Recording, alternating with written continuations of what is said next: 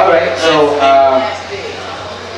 man, this is, anyway, listen, we thank you guys for making it. It's just a matter of, you know, us getting to know, you know, improv a bit more. And, you know, basically, today is all about, you know, improv and all about, you know, getting to know something that I personally am interested about. Because Miss Stephanie, where's Stephanie? We have Stephanie here from Courtyard Playhouse. Said something very interesting to me before we begin this, is the fact that improv can make you a better person, and I like that, in an everyday situation. So ladies and gentlemen, let's put our hands together for the team of Courtyard Playhouse to speak about improv. Let's go, put the hands together. Go, okay. I wasn't expecting this! No. Yeah, mic check 1, 2. Alright. Mic check 1, 2, baby! Go. Okay. We're live. So let's quickly, before anything, let's introduce yourself quickly. My name is Michael. Who's Michael? Me. Okay. I have a confession to make. I have a name that is very sexy. Go.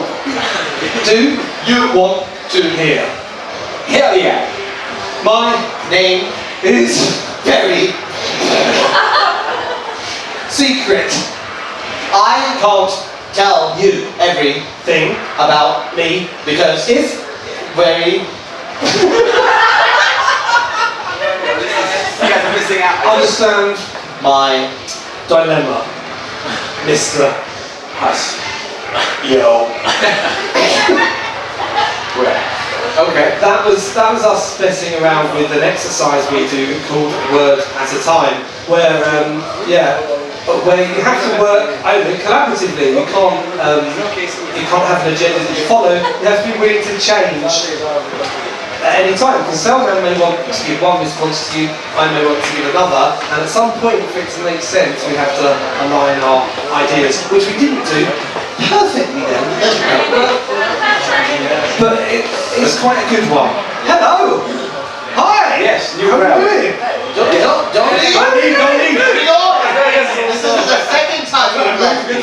This is turning into an abusive relationship. Alright, guys, how would you define the word improv for the people who, you know, just begin with? Okay, should we people? Alright, okay. So, do you guys know what improv is? Have you got any idea what improv is in a theatrical context? No. Improv. Who knows improv? Is there a sheep in the audience? Just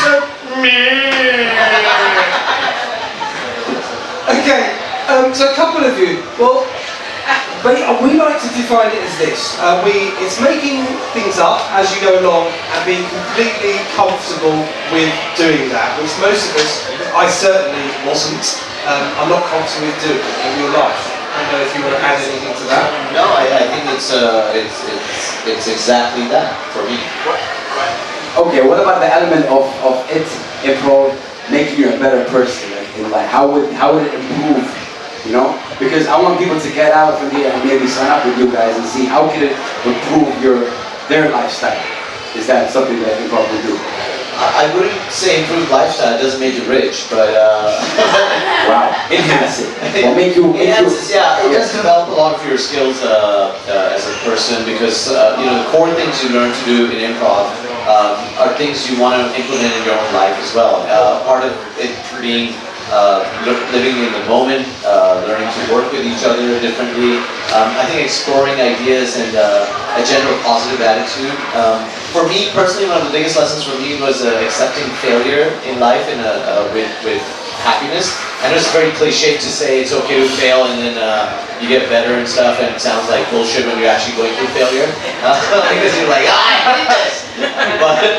But for me, it was a real acceptance of like, okay, it's a failure, but I can, learn from it and be happy and move on. And improv almost forces you to do that. Yeah. So, I mean, imagine you're thrown onto the stage in front of an audience, and some of you might be in a minute, and you're asked to do a scene. And we've got these natural defense mechanisms that pop up, and we call them blocking. So for example, me and Salman, if you'll indulge us, we'll just do a quick example of a scene that we see very often. So can we have a location for that scene? Neo. From the audience, where? Neo. Neo? New York. Oh, New York! Okay, what's a specific place in New York? I know you're from there. Miss Lily's. Miss Lily's. See, now I don't know what that is, but I'm just going to roll with it. Yeah. Okay. I was gonna tell you. What's that? It's what it is. Yeah? Have you been here before? I'm not here. You're, I know you. You're, You don't know me. What's that red t-shirt on you? I'm not wearing a red t-shirt. I'm totally naked. I've just been born. You're 56 years old. Yeah, well, I can't be 56-year-old if I'm a snail. You're not a snail. I'm a dragon. Oh, could you just... Please. So what, so you see this kind of craziness often, this defense mechanism, every idea is blocked.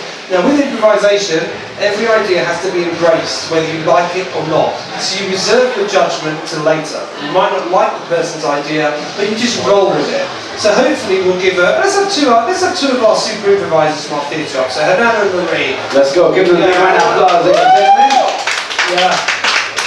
So you haven't got much space here, but you're going to, without any pressure to be funny or entertaining, you just want an example of a scene, which is called an initiation, the start of a scene, first 30 seconds, where you accept each other's ideas unjudgmentally. Okay, you guys, can we have a... What's the text you're sending right now? What does it read? That's perfect, we'll take it. Not my. Now, man. Normal. Not boring, right? Okay. We'll get something to go with normal. So can we have a noun to go with normal? The normal mattress. Okay, so I've seen you in a bedroom with a normal mattress. Nice and loud. Mommy, I love the new mattress you bought me. Much louder, much louder. We're quite much some music here. No. Mommy, I love the new mattress you bought me. Well, honey, I'm so glad you like it. I know it's your birthday and I know you wanted a mattress. And I was having those terrible nightmares. Now this will make all the scary ghosts go away. Okay, and scene, stop. So the first thing they did there was accept the relationship. So as soon as she was endowed as mummy, instead of going, I'm not your mum, I'm a serpent, which really happens regularly because it makes nothing happen and you think you're keeping yourself safe. She accepts it, and also we have a location there as well, which is clearly the bedroom. Can we have another location to inspire our improvisers? Kitchen. And is there anything special about this kitchen? It's a red kitchen. Red's a special colour for you. Okay. So we'll have a scene in a red kitchen, but this time, someone go grab two of those guys and we're going to get them to position the ladies. Okay. We're going to position the ladies in their starting. Us? Yes. Oh, really? Oh, yeah, just to go. I'll go with it. Now, No. you have to decide this disclaimer before you touch two of our women. Yeah. Just, you can put Marie and Hernana into any position you want. Those hands in the air, sitting down. No, don't sit down. What's your name? Arthur. My son's name's Arthur. And oh, okay. So you can put this lady, Marie, give her a hand into any position that you want. So you can move her arms up, so you're going to choose which position she starts this scene in. Off your hand, Marie. So, yeah. Come on. Thank you, Arthur, for your art. Do you want to grab a seat? And sir, would you mind just positioning Hernana anywhere in the room? Hernana here. Anywhere? Yes, decently. Okay, anywhere at all. That's lovely. Okay, and so you're going to start a scene. We'll let this one go a bit longer, nice and loud. Let's go. I love the red curtains you're putting there, Jill. Let me just get some more paint, and we can finish off this wall with some more red, okay? Because everything has to be red. I'm so glad you picked this color. It just makes me feel so alive. Yeah. And freeze, let's carry on this scene. So this is called a platform. So we don't try and make anything crazy or loud. No one dies at the start. We create a platform that's sensible. Now, after watching these two go, I love your paint, I love your colours, this gets boring. So after about a minute, when they've established who they are and where they are, we start looking for a tilt, which is something that changes the other person. Dad, I'm pregnant, or I'm leaving you forever, or I've killed our dog. Something that's going to make the audience go, ooh. Yeah, so this is what these two guys are going to look for now. Carry on. I'm glad this is going on so well.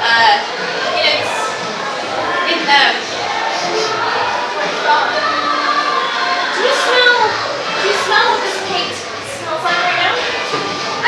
Yes, I know. It kind of smells like paint stuff.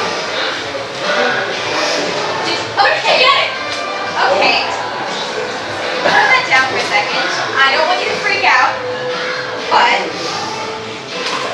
this was John the neighbor. He got in my way, okay? And this is John the neighbor. I threw him in a lawnmower, and now to get rid of this is just paint. I'm painting with blood. Yes, it's not that bad. It's not that bad. This is okay. We have to call someone. We have to tell you. And freeze. Now, two-person scenes can be complemented by a third person at this stage. So we've got a scene set up here where we have a mother and her daughter. It seems as if the daughter has murdered John the neighbour, and for some reason that we are going to find out, has decided to paint her wall with his blood. So we've had a platform, we've had a tilt, now we're looking for a resolution, some kind of resolve in the next minute or two for this very simple scene. So maybe a third person can add some enlightenment and continue. Just keep painting. No, we have to get rid of this. Honey, I was just over at the neighbor's place and he's not answering the What, doorbell. honey? Oh, I don't know why. That's weird. Because she looks great in red. So weird. I'm glad you guys chose this color. We should keep painting, right, Mom? Yeah. Yeah, we should absolutely keep painting, honey. Right. Well, it's a very deep red paint. I like the color you guys chose. Where'd you get this from? I made it myself. What? Homemade. Wait, that's a bone up there. Oh! What? It's the dog. It's... A dog? Oh my God. Okay, And that's an eye. Ah! Listen, honey. What are you guys painting? Listen, sit down, sit down. On the paint? Don't freak out. Okay. Oh, she's carrying that. Don't freak out, okay? But, she made a little mistake. What did she do? This is John the neighbor. Now there's a mystery still here, and the whole audience is going to be asking themselves, well, this has to make sense, so we need to know now why. But as this is improvisation, you guys get any ideas about why she murdered John the neighbour, and why she hates him so much that she's painting her wall with him? He was a stalker. He was a stalker. Let's go with that. I'm glad you did that because I was tired of him peeking into our windows at night, and I had gone over to have a word with him, but this is a better solution. I know, I did it for you, Dad. They pick up 3 paintbrushes, 1 each, Oh, and begin painting the walls with John's Let's get rid of blood. all the evidence and paint it into the wall. paint over that eye. No one will suspect anything. Okay, and see. You improvisers Another are big round of applause. Wow. I did rather put them on the spot there. But in answer, to go back to your question, in a very long-winded way, you have to trust each other and things like that. Seriously. I will paint your blood. Watch out, John. You have to trust each other up there, right? You can't fight against each other. A lot of people throw out teamwork as well. We must work as a team. Really up there. You can see that you have to. Trust, you have to trust each other, and you have to be positive at the outset as well. Let me just ask you, just big up to you guys, really. But let's say, how would you exercise that? I don't know, practice makes perfect. But how would someone learn how to do that? Because the way it is was like, for me, I think you know that this is going to happen. I mean, wet kitchen, blood, this was all improv. Well, Marie is 18. I hope she doesn't mind us saying. And I think what you don't have to do with teenagers is to undo the damage done by the schooling systems that we have that kind of train you to be the best. You must be the best. And put this pressure on you to succeed. Whereas our mottos are aim to be average, don't think outside the box, think inside the box, otherwise no one's going to know what you want to do if you're working in a team. So I think, first of all, we don't... Could you finish this articulation off to me? I hadn't quite that whole... I will, because yes and. What was the question? You don't need to undo in children because they naturally show these positive traits of acceptance. Yes, Yeah, so Andy. I think for me, basically you're asking how do you go about achieving this, right? Yeah. And to us, it's undoing the damage you've had once you become an adult. When you were younger, you were running around, you were more imaginative, you were allowed to be creative. As you grow older, you go into the workplace, you have certain social norms to follow, people tell you off for doing things, and so you become this different person, and it's really allowing yourself to play. Play. Yeah, you're teaching yourself to play again. I think that's very important. The fact, it might sound a bit serious question, but again, what you just said really hit me personally because I believe in that too. Why do you think that the society teaches us that these things anyway? I mean, I think in my opinion, what you guys are doing here is two things. First of all, being me, being myself, and not being ashamed of who I am. Or I'm just... So it comes back to what Kempsey was explaining about blocking people because you're afraid, and so we all grow up with competition and whatnot, and success is measured and everything. So we create these self-defense mechanisms in our life, and that blocks us. It just stops us from doing things, and we do that in real life as well. Then. People try to protect their egos. Ego is a big word used at our theatre, and we try and keep them out. I like, in the same way, I don't know, you guys might have different interests, like in your phone or whatever it is that you do, but you're allowed to, the whole idea of playing goes, when you learn it in improv, it's something you want to implement anywhere else in your life, whether you play music or you play a certain kind of sport or even back at the workplace, there's no reason that you can't bring the element of play in there. It teaches you to listen, which you find out when you do this, and most people don't listen. Instead of listening, they're thinking about what the next response is going to be, instead of chilling and listening. Should we play a game? We're talking about playfulness, but we're doing a lot of talk. Should we play a game? Let's go. We'll do an exercise. We're going to need some volunteers from the audience. Yeah. Volunteers, they We'll do a conducted story. So, I don't know, Hannah Marie, would you like to go and grab some willing audience members? How many do we need? This one. This one. Here. We've actually got a formula for audience members. Yes, If they want to come too much. We need Three, four. All right, Ethan, let's go. Yes. Come on up. It's okay. All right, ladies and gentlemen, let's get to a nice line here, facing our wonderful audience. Maybe one of the improvisers can join the group up here.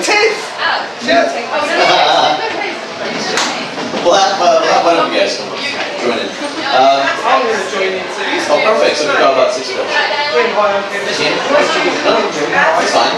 I haven't heard names from everybody. Sheriana, Taha, and Ethan, and Kim, Kemsley, and Nana. What we're going to do is tell you a story on the spot. In order for us to tell this story, I'd like to first get shout out an animal, your favorite animal. A dog. Okay. We'll go with dog. And can I have an emotion from you guys? The sad dog. Okay. Okay, we'll take that on. What we're going to do is tell you a story called The Sad Dog, right? And how we're going to tell the story is I'm going to be pointing at people and they will start the story off. For example, if I point at Kenzie, he goes, Once upon a time there was a forest, and in this forest and at some point I'm going to change. Oh, that's just for a demonstration. there was a great big tree. Under the tree lived a man who had a dog. Now this man walked To the shop and bought his dog a leash. Good. And walked the dog with it. and he walked straight to the park. Where he took a little shit by the tree. No. And after that, the guy picked up really bad. Perfect. So this is how we're going to be done. Nailed it. So a dog, a sad dog that's shat by a tree. That's very fun. On a leash. On a leash, on a leash. We'll try something again. Can I have perhaps a favorite city of yours somewhere? Favorite city? City? Favorite city? Munich. Okay, perfect. And can we have someone famous? Your favorite personality? An actor, musician. Andrea Bocelli. Who? Andrea Bocelli. I'd say no only because I have no idea who that is. What? Kanye West. Kanye West. All right. Kanye West. We'll do a story called Kanye West in Munich. Okay? And sorry, every time I move my hand to a different person, they're going to continue that story on. Okay? Are you guys ready? Yeah. Awesome. All right. And here we go. Once upon a time. Once upon a time in 1945, just after the Great War, there was a town hall in a village that had been destroyed by Allied planes. Among that destruction walked a man. Now this man looked very, very impressive. He had a leather jacket on, very, very... Oh my god. Let's go. And some Yeezy shoes or whatever they are, and oh my god. He was rocking and walking and talking, and he had rhymes in his head, and he was flowing, and he was coming up with a beat. They had the really cool looks with nice caps. He was rocking and flying and flying and flowing, and unbeknownst to him, he was the father of Kanye West. Oh.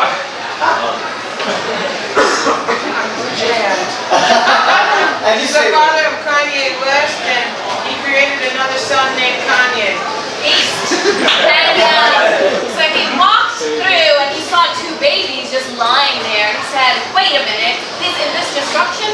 Is unbelievable. He picked two babies up, and you have to choose like and we're so. going to do a little bit of fun with this. Good job. We're going to just pause the story right there. So he's picked up his son.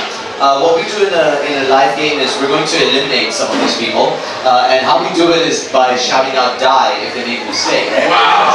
So the count of three. Can I get all of you to shout out "die" at the audience? So 1, 2, 3. Die! A little bit louder. 1, 2, 3. Die! Let's hear it from you guys now. Let's go. 1, 2, 3. Die!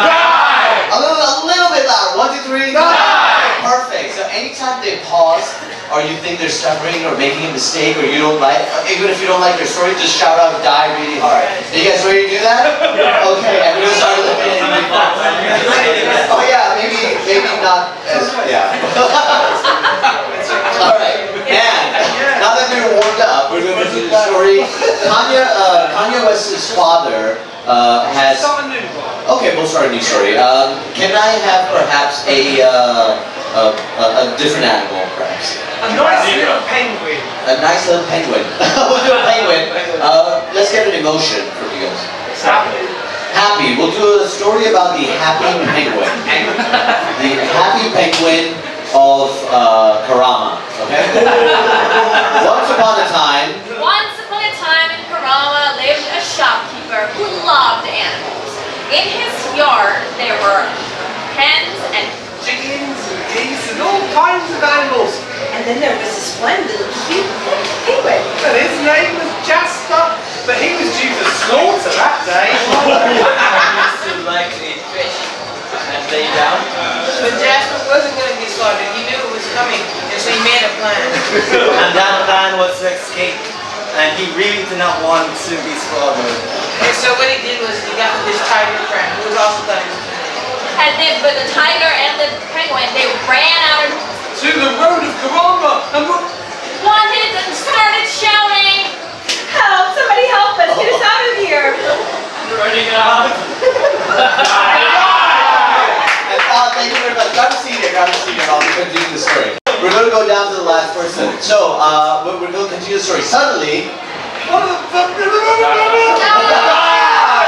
alright, and thank you, Kemsley. Let's get closer, all of you. Suddenly, there was, the farmer came in with a knife. and said, where are you? Casper. The ladies in close. and suddenly the farmer came in with a knife and... Wow. It's right there. And suddenly the knife flew at the penguin. The penguin dodged it. It took the type of move. And then they ran outside and they saw a taxi driver. And they got in the cab. And the cab driver said, "Where are you going?" "I'm going to the zoo." He said, "Okay, but why are you going to the zoo to go today?" "Because the zoo is safer than Corona." "But the zoo still closed. Why are you going?" "We're going because we want in. To get the other penguins." Okay, let's give a round of applause.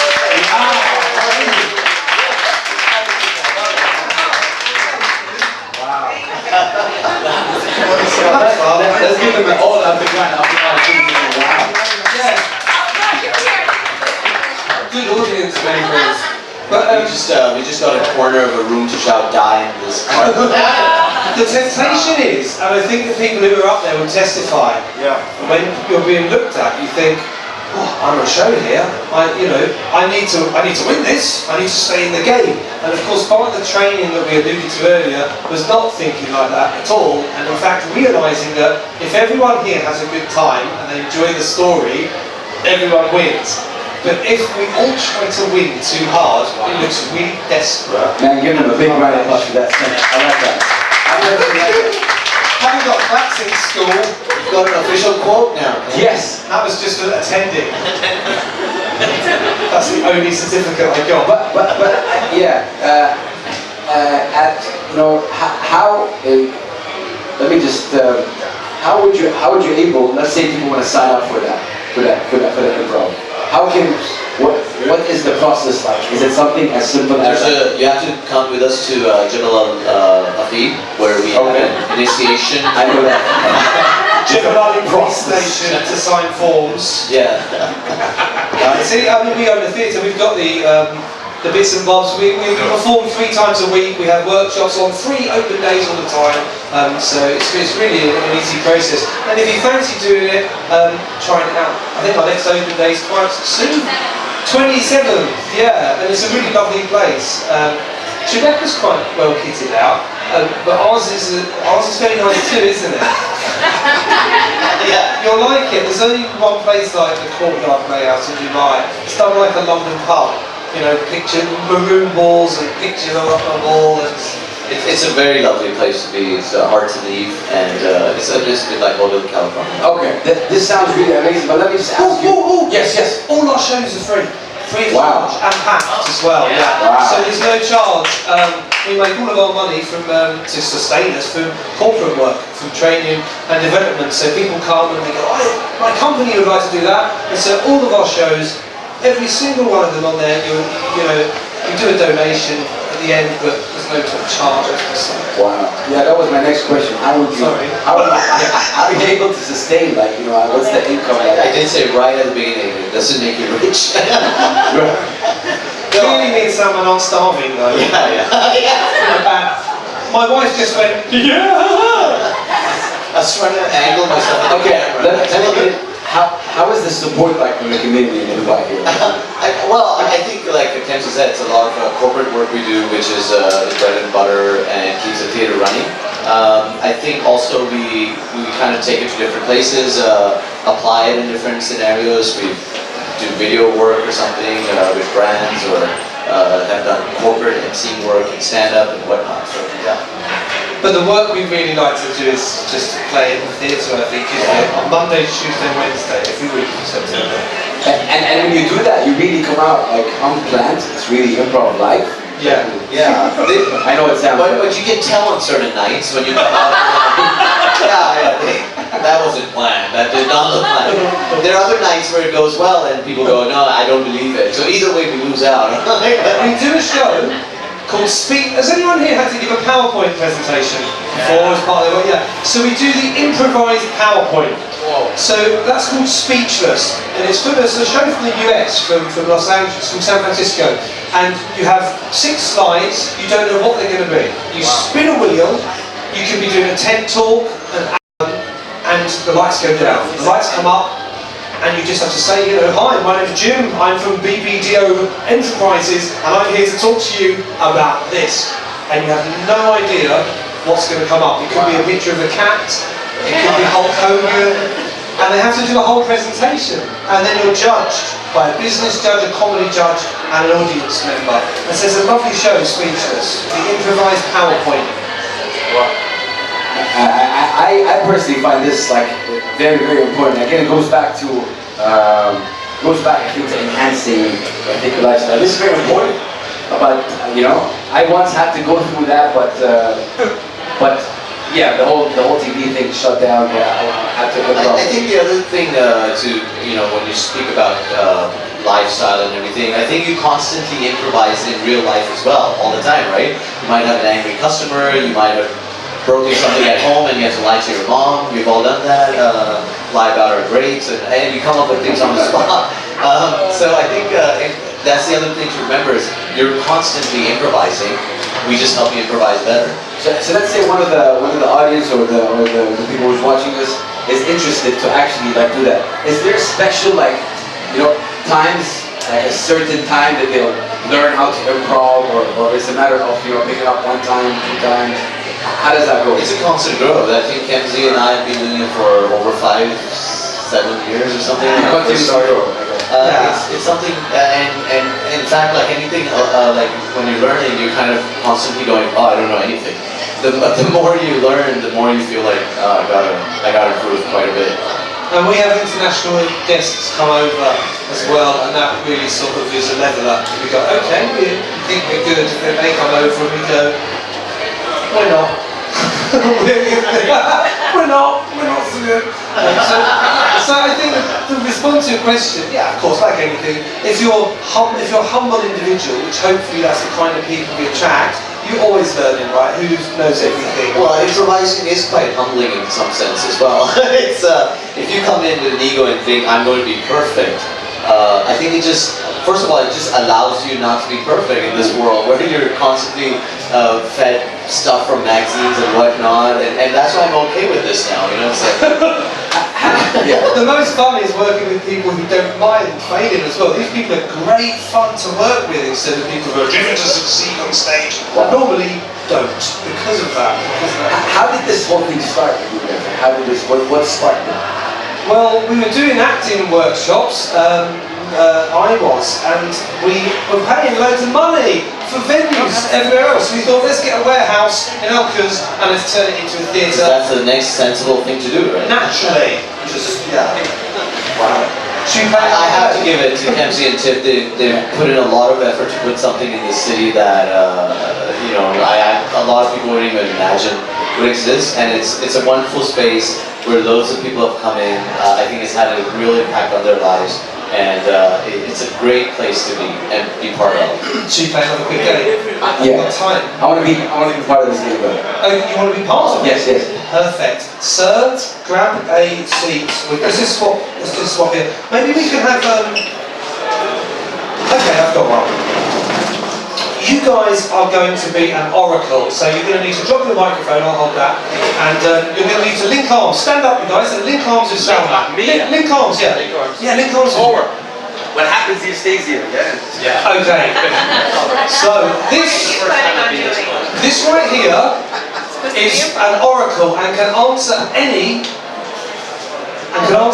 of your questions. So you can ask any existential question you want. How old is the universe? What's the meaning of life? Try to make them open, not closed. Now you guys, you're going to speak in one voice. So you're going to look at each other and you're going to try and sync what you say. So say hello to the audience first of all. Hello. Audience. So see if we can say hello back together. Let's strike up a conversation.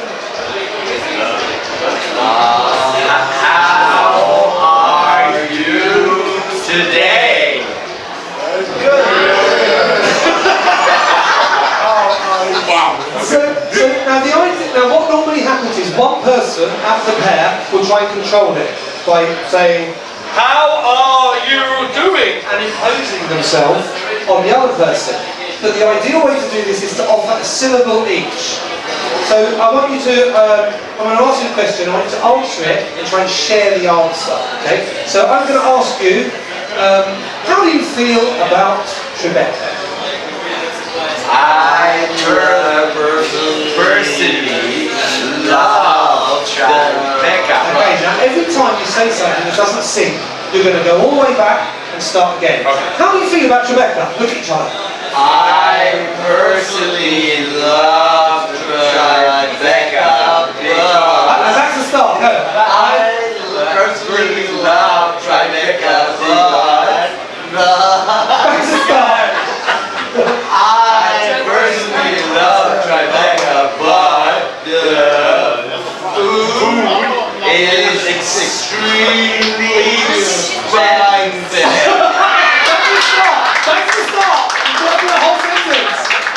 You have to do it. You have to do the whole sentence. How do you feel about Tribeca? I personally love Tribeca, but the food is extremely expensive. Perfect. Okay, I think. Can we give this gentleman a name?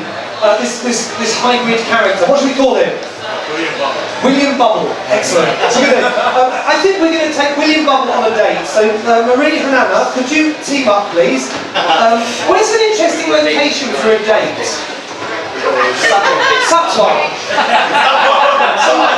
So we're going to have this couple. You've been on Tinder, you haven't seen each other yet, you're in Satwell waiting for your date, and this is the first time you're going to lay eyes on each other, okay? Let's go.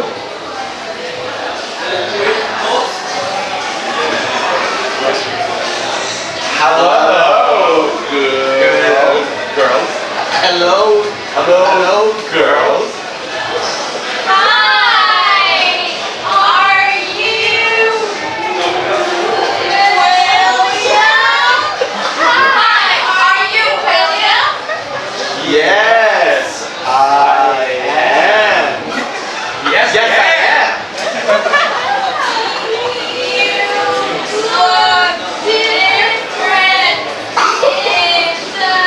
You look different in the picture. You look different in the picture. That was old. That was old.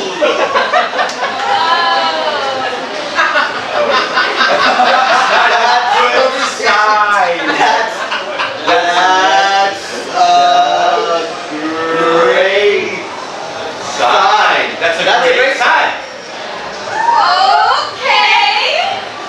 Okay.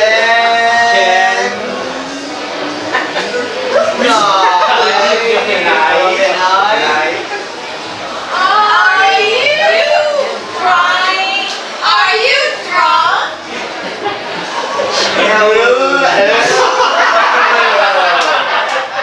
Just a little bit. Okay, welcome to that. Please take a seat. Please have a seat. Alright. Okay. Oh, it's not there. Alright. Wow.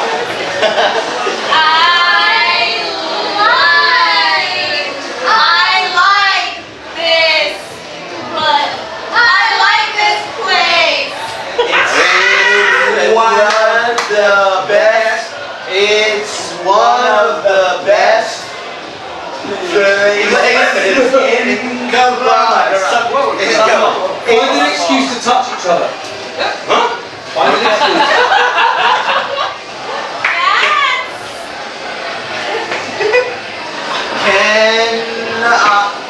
Can I offer you food?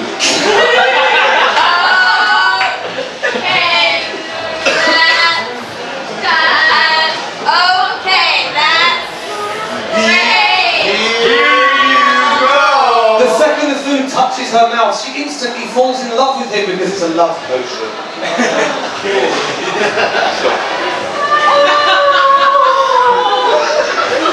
You are so handsome. I am. Okay. So, round of applause. Stay where you are. Stay where you are. I'd like you to do. I'd like you to try and do the oracle now, all four of you. So grab each other's arms. They can answer any question you throw at them. So let's just pop around the audience and any question you can ask them. What's your name, sir? Alan. Hi, Alan. Have you got a question for the oracle? Where will Dubai be in 10 years from now? Now be careful with this one because we don't want to end up in jail. But Alan wants to know, where will Dubai be in 10 years from now? Dubai will be here. Dubai will be here. Are you satisfied with that answer, Alan? Not at all. Can you expand on that a little bit, please? Basically, we will have monkeys instead of humans. Basically, we'll have monkeys instead of humans. I'm offended. Who's offended? Let's go for another question. Have you got questions, sir? You are not entitled to be offended. Sorry, Nabi. Is it Nabi? Nabi. So Nabi, have you got a question for the Oracle? Anything in the whole world? You've got one question.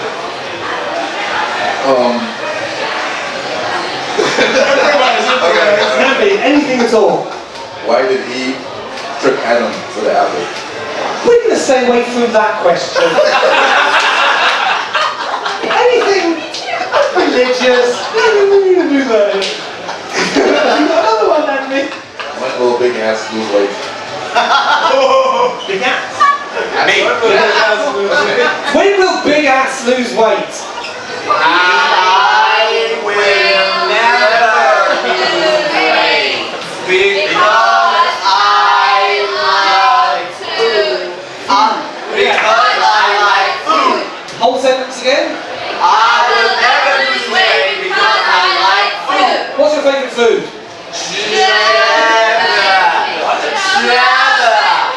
Chaba.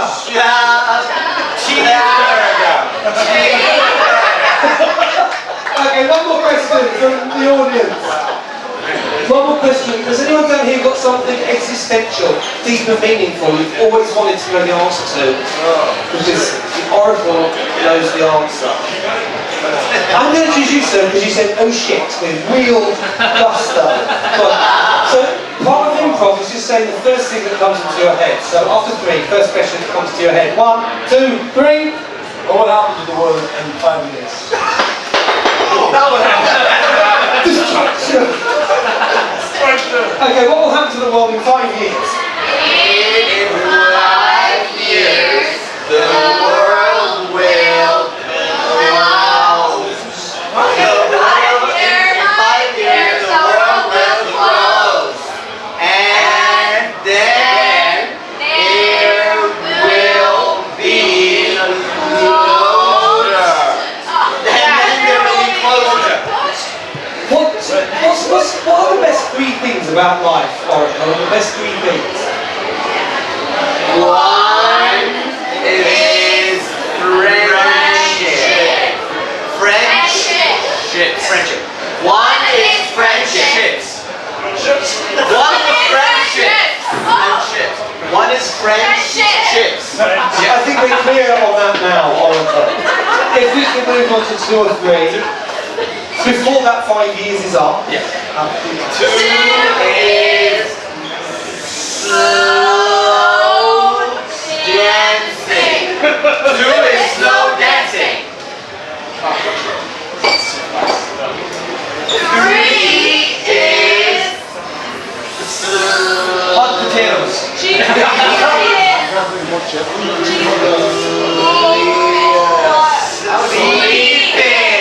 3 is sleeping. 1 is friendship. 2 is slow dancing. 3 is sleeping. Give a round of applause. I worked for that. I earned that. Yo, man, thank you so much.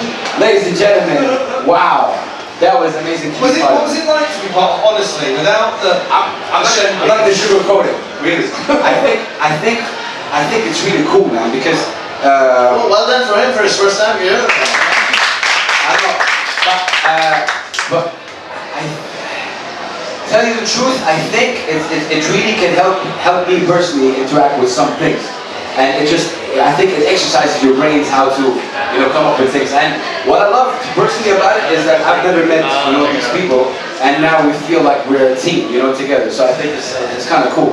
And like you said, the success of that team You know, there's not one. I wasn't thinking I want to win. I was thinking I want to just be going on with what he was saying. Yeah. So just to project something good. Yeah. And there was a time there in the middle where you were dictating almost one of the sentences, and then you reined back. But okay, I don't need to do this. And the thing is, a lot of us do pressure something at work, where we are in charge and we have to take control, like we were doing an interview now. If we were passive, you would have to lead it, right? And it's like, that's where the trusting comes in. You go, hey, there's 4 of us up here. I don't need to be the guy. I only need to do a call here. Or if I have an off day, Salman will back me up and vice versa. So it's really good being able to let go and trust your people you're working with to look after you. Yeah, of course. Yes. Wow, man. Any last words for our audience today? What do you want them to go like out with? Come to our theatre. I said to you at the start, there's only 2 things. One, that our theatre exists. It's called the Courtyard Playhouse. It's the only one like it in the Middle East. Independent, owned, run by us, all work produced by us in-house. It's fun and it's free to come and see the shows. So come by and we'll be welcomed with open arms there. The great thing is you'll never see the same show twice. Wow. Where is it located again for the people? Opposite Bounce. Have you ever been to Bounce? That's how I always have to Get explain opposite. it to people. Do you guys know Bounce? Of course. Yeah. Of course, right? We're right off. I just said that. Man, ladies and gentlemen, please give them a big round of applause. Thank you very much. I want to say your names quickly, if everybody can from the Courtyard come through. So just your names. These guys deserve a big round of applause. Just quickly your names from left to right, or right to left. Banana. Give her a big round of applause, please.